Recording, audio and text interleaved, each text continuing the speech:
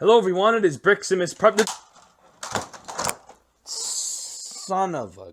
Hello everyone, it is Briximus Prime, back for another Transformers Kingdom action figure review, and today I'm going to be reviewing the Transformers Kingdom Titan class, the Ark. And, yeah, thank you all for 100 subscribers, by the way. And, yeah, let's just get right on into the review by starting with the packaging. And now with the Autobot Ark out of the way, taking a look at the amazing packaging right here. We've got the nice image of the Ark right here, this big piece of artwork in both its vehicle mode and also his robot mode. He's holding Megatron right there in his hand. And then it says 15 plus, Hasbro, Transformers, Generations, Takara, Tommy here on the top. Got Air Razor and got the Nemesis right there with Starscream and Autobot logos. And here on the side, just a continuation of that artwork. It says his Titan class. Got some artwork there on the flap. Authentic Transformers! And here on the back of the packaging, we just have some product shots and images of all the different stuff we'll be taking a look at in the review. So that is it for the packaging. Now, before we get into like the accessories and all that stuff like I normally do, first off, I did want to show off that the Ark does feature some landing gear here on the bottom, some flip out landing gear, so you can either have it displayed up here like this, or you can have it displayed lying down like so. So there are multiple display options for this big figure.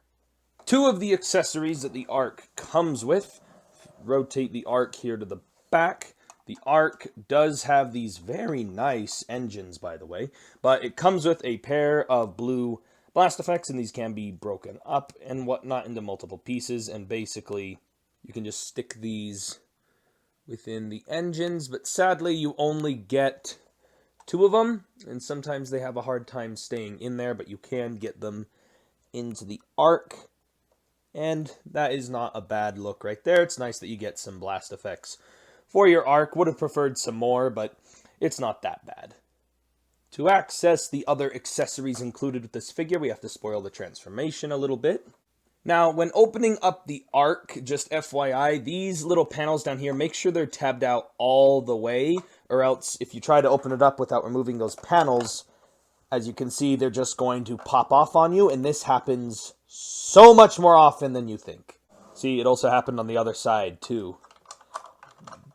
Jeez, you son of a... And as you can see, there is the semblance of a little command deck right there. And some of the other accessories is it comes with this mini Optimus Prime figurine, which is also compatible with the HasLab Unicron if you have that. And this is the only instance where you can get a small Optimus Prime to scale with that. And then I'm assuming this right here is a little Vector Sigma. And this little bridge is removable. You can slide out this entire section. So you can slide out this entire section, and then it leaves a big gap in there, which can leave you to the opportunity to throw in little core class figures so they can pilot inside of the Ark. So just kind of letting you know there is extra playability there with core class figures. Maybe even some deluxe class figures could fit in there if they're small enough. Even when you peer through the windscreen, you can kind of see the semblance of the interior right there. And also one other thing about this Optimus Prime, don't lose it. And now we will transform this little bridge into the Teletran 1 as well as Mainframe. This is an entire separate figure of its own.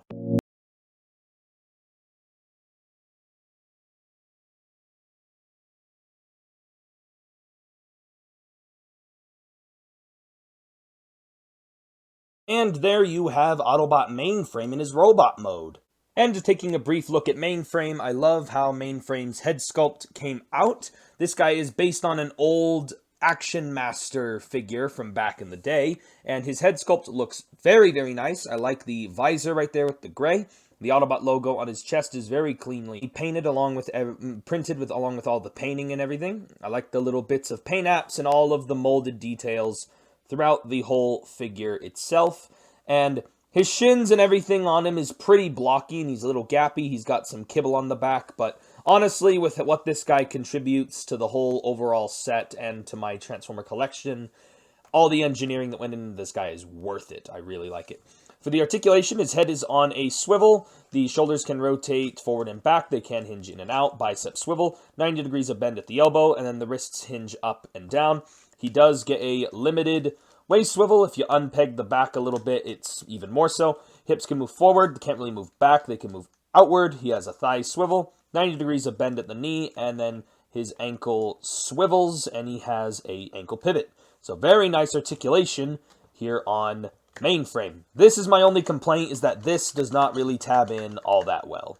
And for size comparisons, here is Mainframe compared with a Voyager Deluxe and a Core Class. So he's roughly about in between the size of a Voyager and a Deluxe a little bit, but maybe leaning more so on the Voyager side. And now we will go over Mainframe's transformation into Teletran.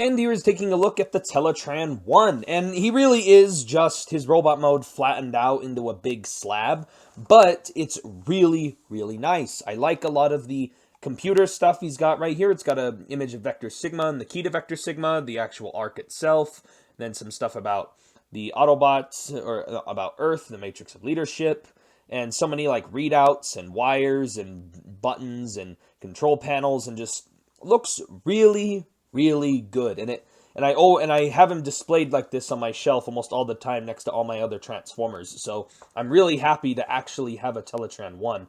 And he does feature the little spy drone accessory, which you can just fold out, and then he can go and search around Earth, or you can go find alt modes. The only problem is they don't really have an actual place for it to go. So I usually just leave it plugged in back here until I actually need it, which I don't need it that often.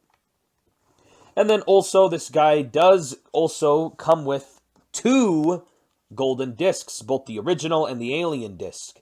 And they're painted out of some nice pristine gold plastic, and they're molded pretty nicely. And really, the only gimmick they've really got is that they can plug into Teletran 1. But as for me, I usually have these displayed in my Beast Wars display. And then here is the comparisons with the Teletran 1 form. As you can see, it's kind of more scaled toward the Deluxe and the Core Class. The Arc has so much panel lining and mechanical detail going all throughout the figure. And by the way, these pieces come separately out of the box. As you can see, they are still just a little bit loosely tabbed in, but these are separate pieces out of the box. But it has tons of mechanical detailing and so much different panel lining and parts and components, and these little gun turrets all over, and lots of paint apps going all over. I like these highlights of yellow and blue to really separate. It's got some nice battle damaged scoring right here on the front of the Arc, probably from, you know, re-entering into Earth's atmosphere, and then this little fin right here, which, by the way, this fin, in the transformation, you open up this panel to slide this fin in there, but you actually can, in fact, try to store some of the accessories or stick some Core Class figures in there. So that is a nice little play feature. And again, the mechanical detailing in these engines is just phenomenal. I love the painting and the molding. And all that mechanical detailing is also prominent all over the bottom of the ship. The only bit of kibble is this little gap right here where you can kind of see the crotch and the hips. But other than that, it's not even that big a complaint. I guess the only other complaints people have had with the ship mode is this little gap right here, but honestly, it's not that big an issue for me. One last trick the Arc has up its sleeve. There's a little button here. For some reason, mine doesn't like to connect in all the way. I don't know why, but you push this little button, and there's a tiny little boarding ramp right there for your Autobots and vehicles to ride in there. And that's a pretty cool little feature. I like that. I like the little pistons on it. It's a nice little feature. And here is the Autobot Arc for some vehicle comparisons compared with a Core Class, Deluxe Class, and Voyager Class. Now we're going to get into the Arc's transformation.